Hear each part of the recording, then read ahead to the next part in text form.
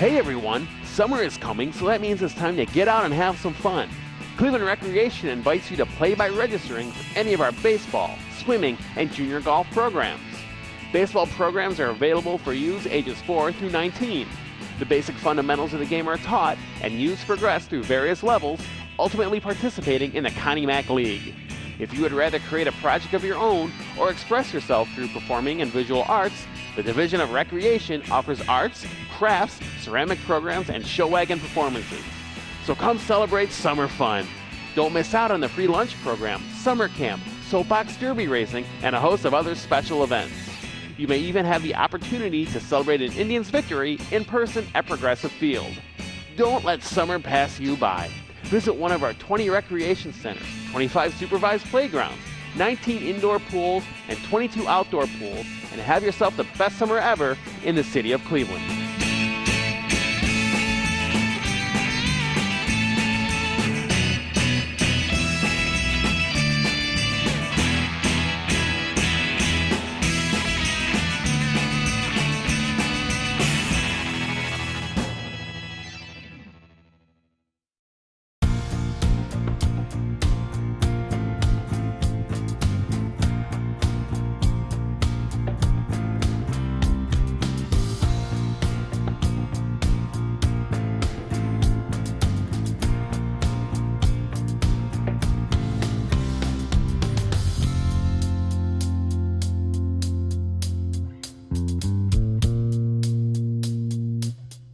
Welcome to Community Spotlight. I'm your host, Leah Haslage.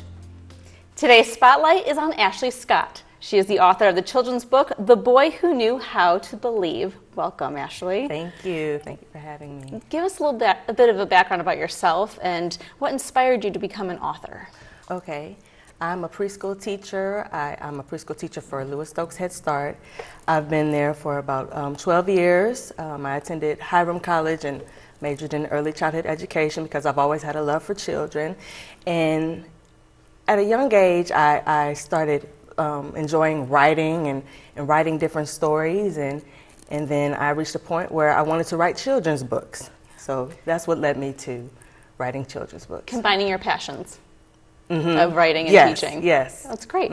So tell us about The Boy Who Knew How to Believe. Okay. Well, my story is about a little boy named Nicky. And one day, Nicky and his parents, they go to the park. And while he's there, he happens to see a little boy playing with a dog. And then he starts realizing he wants a dog of his own. And then he starts thinking about this dog, and he draws a picture of it. He names it Buddy. He looks at the picture every day, carries it around with him everywhere he goes, and he's really believing that he's going to receive this dog. And then one day he goes to school, and one of his classmates kind of discourages him and makes him feel like he's not going to get the dog. And so Nicky starts to become a bit discouraged himself, but he still maintains a sense of belief at the same time. And then one day his perseverance pays off, and he gets the dog he was believing for. What drew you to create the character of Nicky? Is there an inspiration in your own personal life for him? Well, actually, like how I was saying before, I started writing stories long ago. In high school, my 12th grade year of high school, I was in a creative writing class. And I did a project where I created a children's book. And it was about a little boy who had difficulty listening. And that little boy was Nicky. So I created my character Nicky back in 12th grade. And then my brother, his name is Richard, and we call him Ricky for short. And so he kind of inspired the name Nicky, sorry. So that's what led me to, create my children's book. And when collaborating with the illustrator, what kind of direction did you kind of give them as far as creating the character of Nicky and everyone else that plays a part in the story? Well, they were very open to how I wanted the illustrations to look. I just gave him detail about how I wanted them to be displayed on each page, and he was able to do it. And he sent me images, and I approved them, or asked him to tweak them here and there. But yeah, we collaborated very well in that area. Very good. So what inspired this story in particular, with Nicky wanting the dog and keeping the faith? Well, when I was in high school, I had created a children's book. It was about a little boy having difficulty listening, and that's the book I was originally focused on publishing. But then my brother brought to my attention that there weren't too many, we hadn't come across too many children's books out there that focused on belief principles, like manifestation. And I thought maybe it would be exciting to create a story that did focus on those principles, like speaking, believing, visualizing, and feeling that you already have what it is that you're desiring for. So my brother really inspired me to create this story. That's great. Now, what audience are you aiming for with this book? Is there an age group that's more geared towards? I'll say preschool age children, ages 3 to 5, as well as elementary school age children. Are you planning on doing a series with Nikki? Absolutely. So tell us what Yes. you're kind of hoping for. Well, since this book is focused on positivity, my next book that I'm thinking about will be also, but in a different area. About What do you hope children at the core of this take away from the book? just learning to believe in themselves, believing for whatever they're desiring, whatever they want to be in life, they can do it, they can have it as long as they believe. That's about it. As a teacher, do you see that a lot in your classroom? Children not Children, believing? Absolutely. We're constantly telling our students, you can do it, just believe, say you can. Say that you can. I'm a firm believer in speaking things into existence.